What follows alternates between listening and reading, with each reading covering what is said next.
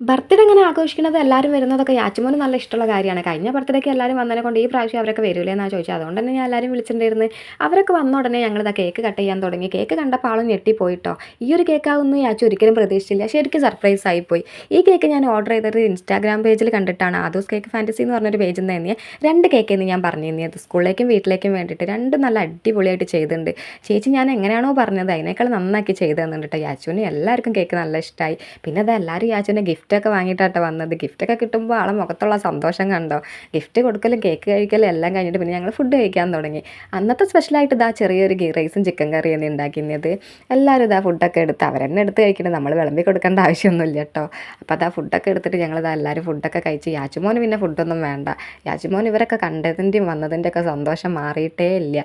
കളിക്കാനുള്ളതിൻ്റെ ത്രില്ലിലാണ് ആൾ. പിന്നെ അതാ ഫുഡൊക്കെ കഴിച്ചിട്ട് വീണ്ടും അവരെല്ലാവരും കൂടെ അതാ കളിക്കുന്നുണ്ട്. യാച്ചുമോ അവിടെയുള്ള സാധനങ്ങളൊക്കെ എടുത്ത് കാണിക്കുന്നുണ്ട്. എല്ലാവരും വരുന്ന യാച്ചുമോന് ഭയങ്കര ഇഷ്ടമല്ലോ. അങ്ങനെ ഈ ബർത്ത്ഡേ ഞങ്ങൾ എല്ലാ പ്രാവശ്യത്തെ പോലെ അടിച്ച് പൊളിച്ചു കേട്ടോ.